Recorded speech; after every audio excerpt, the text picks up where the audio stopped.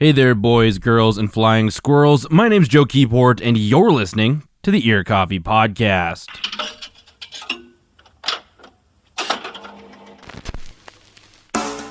This week, I talked to Brett and Elise Carey, the duo behind Lamp Noise. During the interview, we dig into their musical dynamic as a couple, their fantastic debut concept record, Star Planet, and what the future looks like for the band.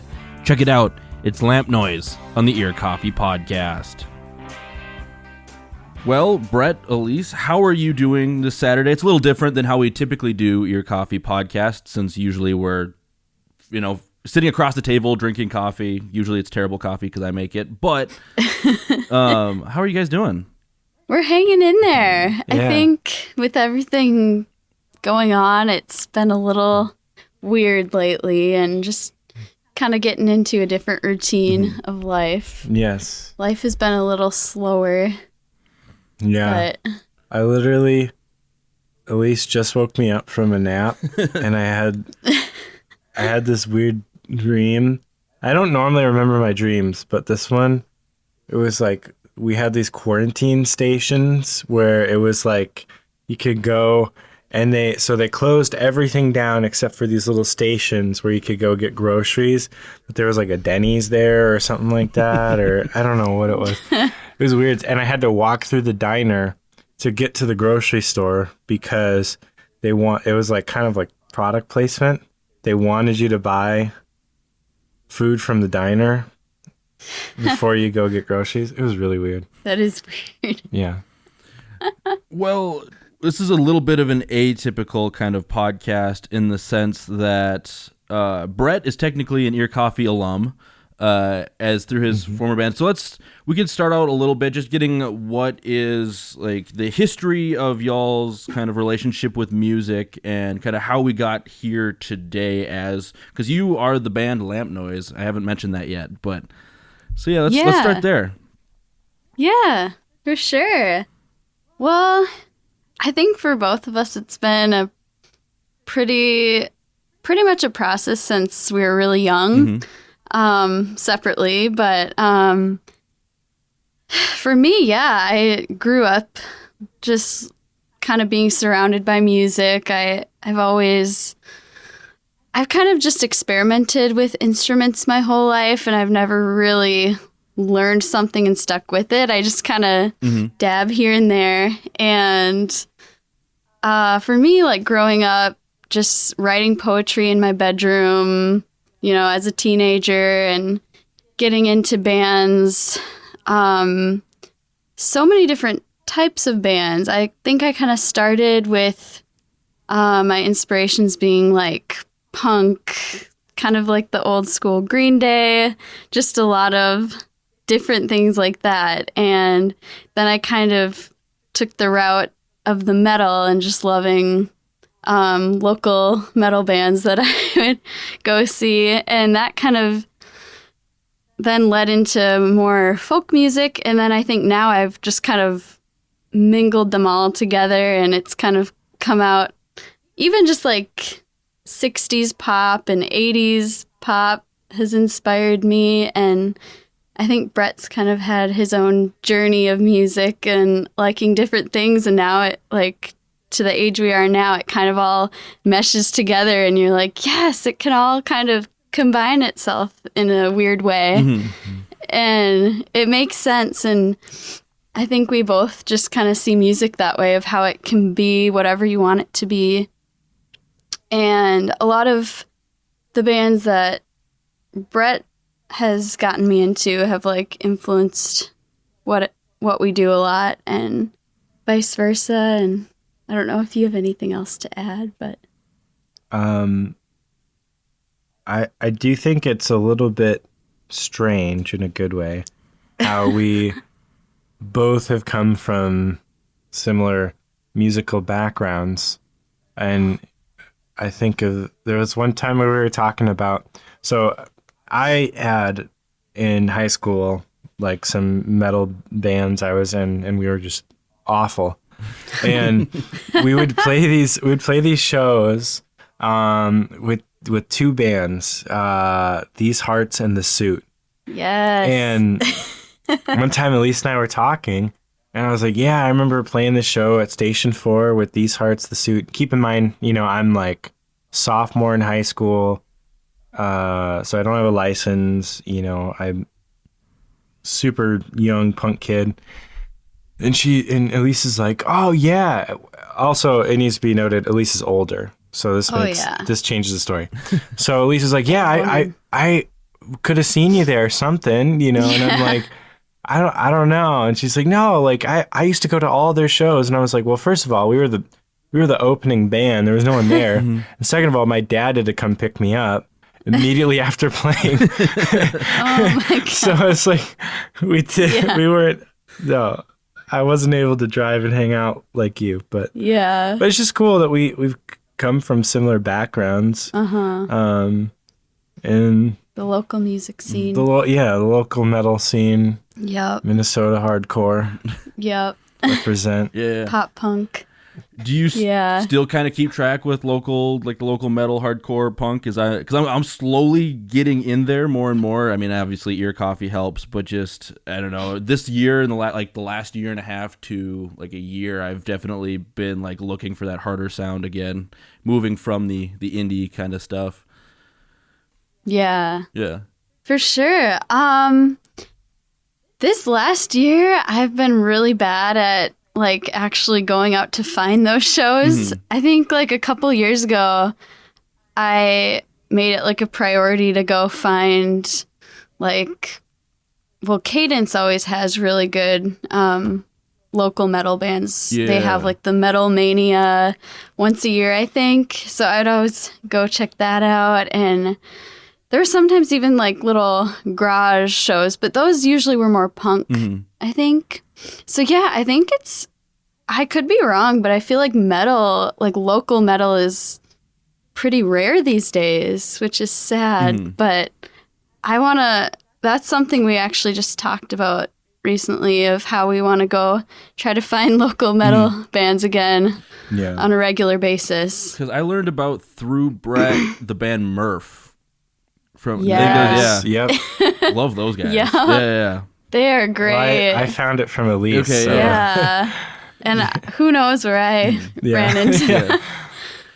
Yeah. So we haven't mentioned this, but you two are married, and I was wondering, when did Lamp Noise become an idea with your relationship? Because it's always interesting when I talk to either couples or married songwriters, especially when they play in the same band. I always wonder when the idea of creating music together became a thing. Yeah. I think from remembering, I think it even started like when we were first hanging out before we even started dating. We just connected over music and would always talk music, and Brett had a studio in his basement that he would just experiment, and I was like, oh yeah, kind of experimenting with him, trying out different sounds with him. And I don't think we really thought about making it a band till later though. Yeah. Because we would try different things and we didn't always see eye to eye, and it was just hard to see how our two styles would kind of mesh together at that point. What do you think? Yeah. I think it was a slow go. Kind of, yeah. So I remember we started hanging out, and I found your stuff. You had like kind of demos on like a SoundCloud or something. GarageBand that you had made. Yeah. And so I listened to some of those, and your voice was incredible. And thanks. Then I remember like some of our mutual friends would talk about you doing music stuff for the church as well. And so I immediately was interested in kind of musical ideas with you. And then we finally started hanging out, doing music, but then, obviously it turned into a dating relationship. And I think the music kind of was put on pause for a while. Yeah. Until later on we were thinking, like, oh, let's try to get back into this. Mm-hmm. And so that's kind of where Settling came in, because Settling was Yeah. always like the song that we had. Okay. Yeah. That was from way back. from way back. Yeah. That was like the first song we wrote Yeah. before we were even dating. And yeah. And then I remember once we kind of got back into it and we wanted to take it serious, we had already planned that we were going to be married at that point. So Yeah. it took on a different experience for us. Obviously leading up to now, but Yeah. yeah. Yep. And I think when you moved into this house, it made it a lot easier to just come down and record Yeah. and just kind of have fun with it and not make it feel like pressure, or like we have to get this done in a certain amount of time. Like we just had whenever to work on it, and it was just a fun, creative hangout process time. And I think some of the bands that we started listening to at that time probably really helped us to kind of find the style that we wanted. So like I think Ockerville River was one of the biggest Yes. bonding moments we had over music, where we're just like, yes, like it's kind of a mix of everything we love. And also like Cyndi Lauper and just all the classic 80s, 60s. I think that's kind of when we're like, yeah, we want to branch out of what we normally listen to and make it the two of us instead of each of us as individuals. Yeah.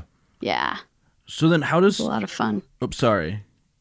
Oh, you're good. So Yeah. then how does songwriting work then? Because, I mean, you mentioned the fact that you record a lot in your house.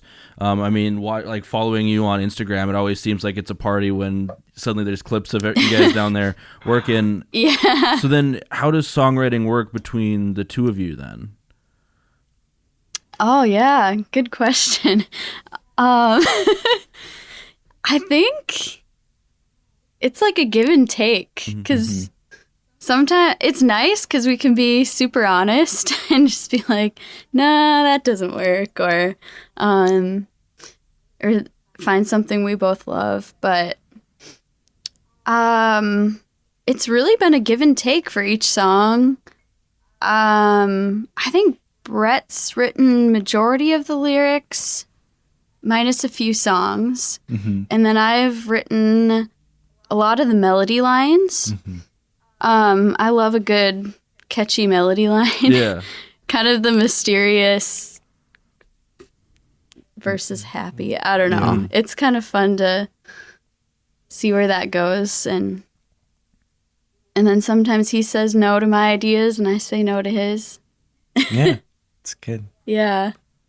Do you... this is kind of one of the more obligatory questions I always ask, especially when it's couples writing. Do you take when the other person says maybe that's not a good idea well? Because I've talked to some where it's like, especially when like a band is part of a newer relationship or like freshly married, you're still trying to figure out that person and figure that out. And especially songwriting can be so personal.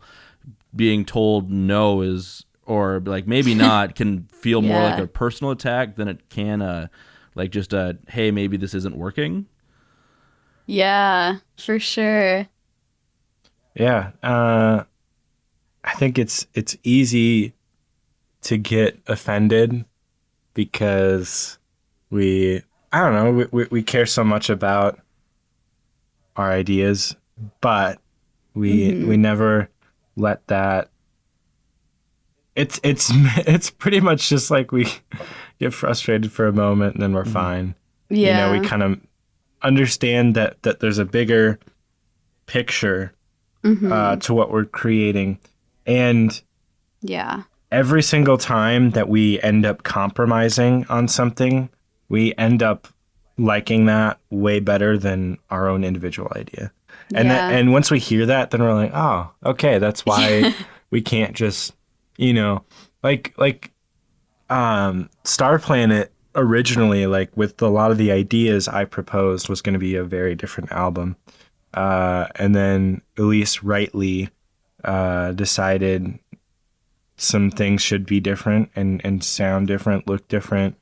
And because of that, I think Star Planet's way better. And I do. No, it's true. It's and at least I hope so. But yeah, I think we allow each other to mold the songs in a healthy way. Yeah. And I think also being so opinionated allows us to create such contrasting sounds that work well together. Yeah. But And we almost didn't get the album done at all because we kept having more ideas and yeah. and we weren't really happy with the songs till they were perfect. So Yeah. but then finally we're just like, okay, let's just do this and get it done and call it good. And yeah, but I think compromise for Yeah. sure, like you said, has been a big thing. And yeah, then it's always better than what I came up with or what you came up with on your own. Yeah. Yeah. You mentioned that Settling was one of like the first songs you had written together. How long were you, like, when did you start working on Star Planet? We'll dig into like the meat of the album in a minute because I wanted to ask about some things. But when did like these songs start forming or working on these songs? Yeah. Yeah. Let me think. It was probably been, I want to say 2.5 to 3 years ago. Oh, wow. When, yeah, it's crazy to think about. I think it was because, I'm trying to think about the timeline of it all. It all kind of like mixes together after a while. But yeah, that was probably 2.5 years ago, right? In the fall? Yeah. Yeah. And there was one other song that I'm recalling where we sat down at the piano and we just started banging on keys, and we had these 2 songs and that was it. And I think we just forgot about the one and then kept working on Settling. But yeah, it might have been 2.5 years, almost 3 years. Yeah. Yeah. Crazy. Gotcha. So if I was looking back to try to find it, so one of the last Calvin Heights interview I did was in July of 2011, or not 2011, July 11th, 2018. Oh wow. Oh, yeah. That was when it was released. And Brett, at the end of that interview, you mentioned the Star Planet as a concept that had like you were coming back to you because you talked about the Star Planet on that interview right at the end. Wow. And it being like something from childhood or something like that. So tell me about the Star Planet concept. Because I mean, any record I know tied with Brett is going to be a concept record of some sort. But like, so talk to me about the Star Planet and like just about that record as a whole before we start moving into the micro. Yeah. Yeah, so the Star Planet started, so we had Settling, and that was like just its own thing, until I was cleaning out my parents' old house with my dad, and he finds this cassette tape, and we put it on, and there's a song, and it's my sister and I and my dad from when we all were a lot younger, and suppose my dad ages too, and so then yeah, and I was like banging on the drums, and I think my dad was playing guitar, and then my sister was just kind of singing tunes, and she was singing about the Star Planet. And I thought it was so cool. So I was like, okay, what is this place? Let's go there. And so then I just started writing these songs about the Star Planet. And I wasn't sure if I wanted to just release it right away or what to do with it. But then I kept thinking, and I went to Elise with it, and she's like, we got to do this for our thing. So yeah, it just felt like something that Elise and I were meant to do together. And so then we added settling into it, and it basically we just kind of sat down and came up with this whole concept. So I think the defining songs that really shaped the album's concept was Star Planet, obviously, because I just started singing about creating a world.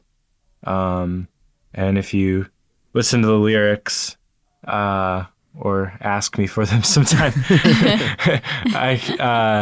it's all about a world being created. And then you've got,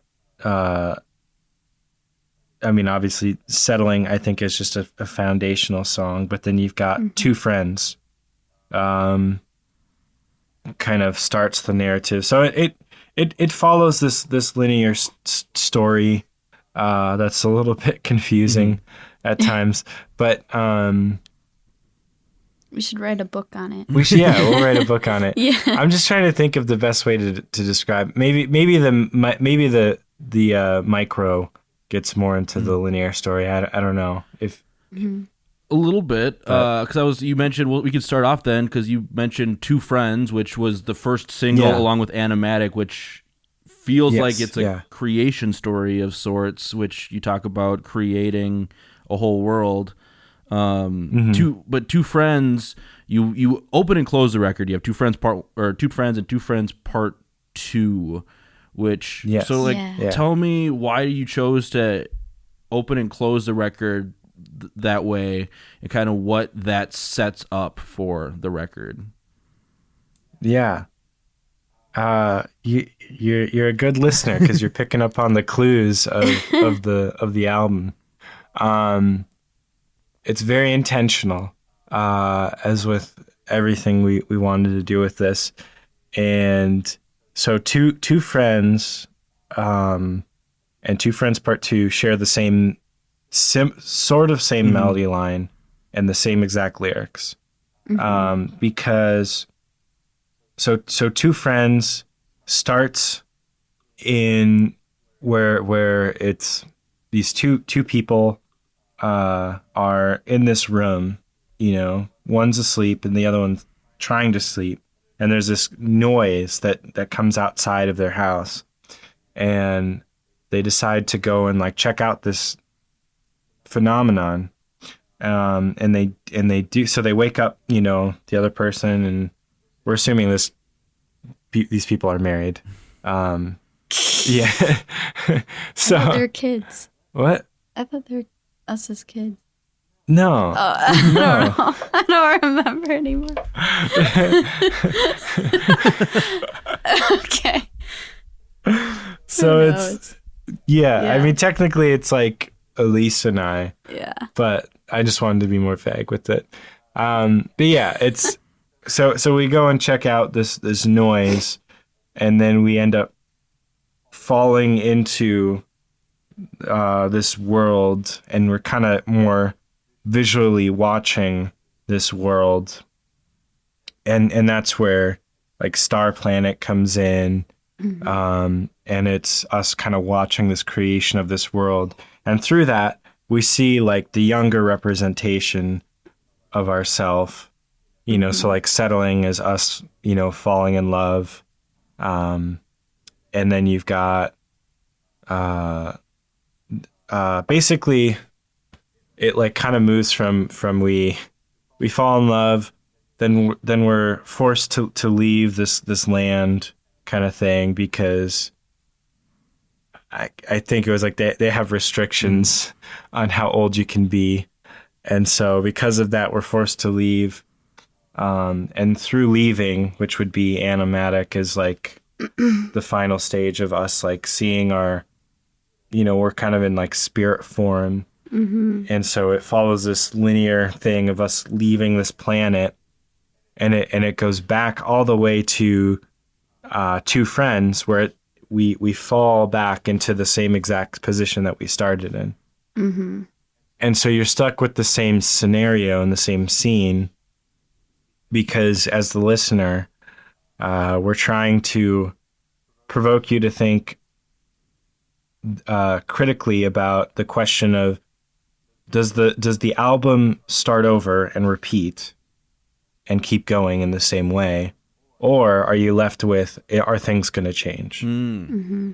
So Yeah. I don't know if any of that made sense, but it's I probably should have wrote it down, like the whole thing, but So it's kind of the idea of like dreaming and innocence and being a child and kind of growing out of that and having that like pulled from you and kind of not being allowed to dream anymore and kind of forcing like the world forcing us to just live in reality and then it's kind of showing that when you go back to what you thought it was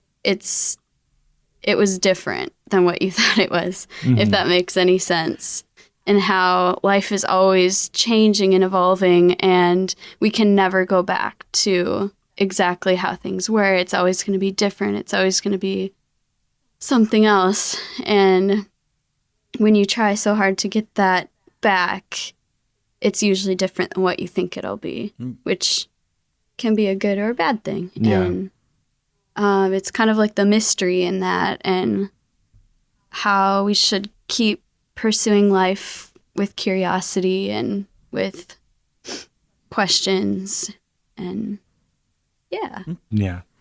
Okay, because I was wondering because you mentioned the being forced back because the song "Dust," which follows "Settling," I was wondering because that one is definitely like it's almost like a fear or a nervousness of what's going to happen next. Because I mean, the line out of "Settling," which mentions dust settling and what that will mean, kind of that transition into those were my two questions. You've been running through my notes, answered them before I could get to them.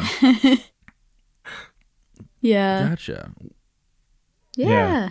And I think it's cool because it can mean something a little bit different to everybody. Yeah. And it's kind of like a story that's so vague. I mean, it's specific to us, but it's so vague that you can really get it to mean what you want it to mean with your life and what you're going through. Yeah. And we wanted to kind of keep it like that, like a mystery. Yeah. Yeah. So Yeah, I think you keep going. Keep going. yeah. I don't want to interrupt you. I was just gonna say I think that was probably the biggest challenge was trying to create lyrics that told a story while still being vague, and because there's kind of like there's like the two different concept albums where there's like a Dream Theater album where you have to like read probably some sort of geological map that helps you decipher all, and which is cool. I like those types of things. But then you also have like Sergeant Pepper, which I mean, just can be honest, it's like somewhat a concept album, but not really, because they just wanted to put on a persona. From my understanding, I could be wrong. Maybe there's a deeper narrative in it. I don't know. But not all the songs follow any sort of linear thing, and that's not a bad thing. I think Sgt. Pepper is one of their best albums. But we kind of wanted to be in the middle of like let's tell that narrative and make it as obvious as we can, while not forcing the listener to be stuck only understanding the narrative to really listen and appreciate the album. And I mean, we're not postmodernists, but we are when it comes to the meaning of our lyrics. So I don't know. Yeah. Well, you literally answered the question I was about to ask. It was how many, because you mentioned you were constantly working on this record. How many revisions and additions and like trying to either make everything more vague just because you don't want it to be like a one-for-one autobiographical like story. How much was that? A lot of what was like you constantly working and redoing and playing around with stuff on this record, or? Yeah, I think there was a lot of that a lot of lyrics we had to kind of take out or rework to mean something a little more either of depth or a little more vague. But yeah, I think because I wrote a few of them. I wrote like, what was it? The Dove. The Dove and You wrote all of The Dove. Settling and The House. Settling, The House. The House and The Dove were like entirely you. Like I didn't really do. I just played the instruments. Yeah. Which was super cool, by the way. And then I think all of those ones, I could be wrong, but they're a little more vague. And then I think you went more in depth with your lyrics of the storyline and yeah. And I love the combination of the two of them. Yeah. Yeah. But there was a lot that we had to redo as we went and rethink it. But can you think of any examples or? I'm trying to think. I know The Dove, we definitely processed a lot of the lyrics. I mean, they were all your lyrics, but we processed those a lot. Settling, that one we really spent a lot of time fine tuning the lyrics on. Yeah. But yeah. I think we kept saying like it can't be cheesy, it can't be cheesy. yeah. And that was such a struggle. Yeah. Yeah.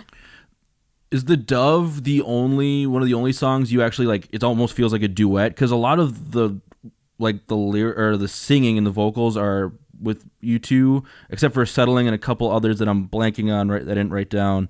They're not in unison, but your voices are together a lot of the time. Except for The Dove itself, is you trade phrasing. Is that one of the only times on the record? Yeah. Okay. Yeah, and I think Animatic has kind of the echo, the vocals echoing, but yeah, it's also more together, I think, too. What was the decision behind doing that kind of more duet style of, like, with the song than doing what you had previously doing with either they were together or you mentioned, like, on Animatic, the echoes? Yeah. Was that my idea? Yeah. You've been wanting to do that on so many songs. And I was like, I don't know. But finally you're like, no, we're going to do it on this one. And I'm like, okay, I'll trust you. And it sounded awesome. So. Oh, yeah, thanks. I think it's just cool to have it like we're both telling our own story, but those two stories meet. And it kind of sounds like almost a conversation. Yeah. For like The Dove, it's like we're overlapping, but yet we're kind of telling the same story, but in different ways. So I liked that. And then Animatic, it just kind of happened. Like we weren't wanting to do the echo or anything. And then we just started recording and that's how it came out. And we were like, yeah, that's great. Yeah, I think we were singing two different things. Yeah. And I remember, maybe this isn't true. My memory could be wrong. But we recorded it and kind of like, you were like, oh, did I sing that wrong? And I'm like, no, you did not. It sounded great. It was just, I don't know how you did that. It just kind of messed with my mind. You had this little echo. But yeah. Animatic was a really fun one to write too. Because that one you came over and I'd had just this instrumental part down and we just thought it fit so well. Yeah. And that's kind of where like a lot of the, I mean, I'm a huge Beach Boys fan. We've been listening to a lot of Beatles. Even lately we've been listening to like the Byrds. Deer Hunter, of course. Yeah, although they're not a 60s pop band. Yeah, well. But they have kind of some of those, similar with like Dr. Dog has some of those influences. But right. Yeah, I think a lot of like that 60s, Oh, what's the other one? I always forget. Incense Peppermints. Strawberry Alarm Clock. That one's super good. Yeah. So there's a lot of that we've been diving into as like kind of our sonic palette. Yeah. So. But. Yeah. They do a lot of like overlapping and layers and harmonies and think that's kind of where we probably got that from Yeah. without realizing it. And that's kind of been a stretch for me too, because I never think of harmonies for, my own stuff like the Foreign Tree. It's very, very rare to find a harmony on there. And some of that is Yeah. because this is kind of weird, but I actually like to sing the harmony when I listen to it. I don't want to like hear it. I want to sing it for myself. And then Brett mentioned while we were kind of working out the fine details of this interview, you're already working on new music, which I could kind of guess by looking at like Instagram and some of the social media stuff. You've been working in the studio. So can you tell me a little bit about what you're working on and stuff like that? Yeah, for sure. It's kind of like the B-side to our album, I think. Because Okay. right now it's very instrumental, very much just like loosely laid out instrumental pieces. A little bit more of like island vibes, if you could say that. Okay. Um, So kind of more folky than A little bit. easy breezy kind of, yeah. yeah. Okay. And it just kind of happened where we're like, we just kind of want to do something new. Mm-hmm. Yeah. Yeah. Yeah, I don't know. We're just kind of. Oh, I guess I gotta get close to the mic. We're just Experiment. hitting record and just kind of seeing what happens. Mm-hmm. But Any concepts or themes popping out yet? I know you said it's a lot of instrumental right now, but yeah, I don't know if we're gonna. Well, it's never good to theorize the future or try to predict it.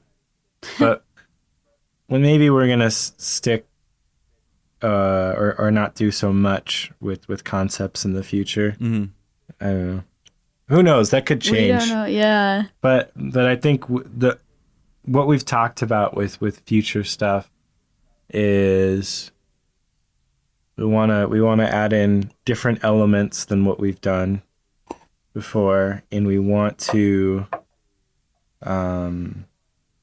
kind of make each song like stand on its own a little bit more. Mm. Yeah. But which is definitely a challenge for me. That's a huge challenge, but it's going to be fun if that's where we go. yeah. But If that's, yeah. So I think for what we're doing right now, we're just kind of having fun, and I don't think there'll be a concept out of it necessarily, but unless something changes in the next couple days. But Yeah. It's more just Gotcha. like creating just to create, mhm. just for Mhm. the fun of it and see where it goes. And yeah, it's been a lot of fun, especially now that we've all been kind of stuck inside. Yeah. It's kind of nice to Yeah. have an Yeah. excuse to record more. I mean, not that what's going on is nice, but Yeah. the silver lining. Yes. Yes. Yeah. Is there I mean, again, the future is do you plan on playing shows as Lamp Noise eventually when people can? Because I know I've talked to Brett and he's talked about kind of how this is more of just like a creative outlet and less of like trying to do the music thing, Yeah. like try to do like the local gigging band. Yeah, Um, totally. I think both of us have kind of thought about it, and we could definitely see like going around local coffee shops, like Mhm. garage shows, things like that, and very low key. Yeah, I'm totally open to that, and I think we both are at some point Yeah. to kind of get out there a little bit more. Yeah, we've got kind of an interesting idea for how we want to do live shows that I'm kind of excited about. So, because, do you want oh, yeah. what's that? Yeah. What's the idea? Yeah. Yeah, Yeah, I don't well- know if I even know this. Yeah, this is what we talked about the other Basement day. shows? Well, so we were discussing, do we, because it's got a very full sound, the album. So we were like, do we get a full band? Mm-hmm. Or do we find creative ways to play with just the two of us, but still have a full sound.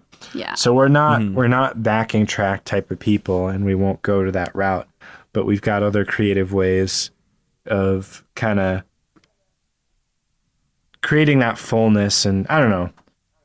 So some of it we'll have to save for the live show, but it'll be cool. It'll be something very, very different than, and it might just be the two of us, or it might be us and another buddy or something like that. But so we're just processing different ways of how we can create that sound without playing any backing tracks, and just having like 2 or 3 of us. But yeah. Awesome.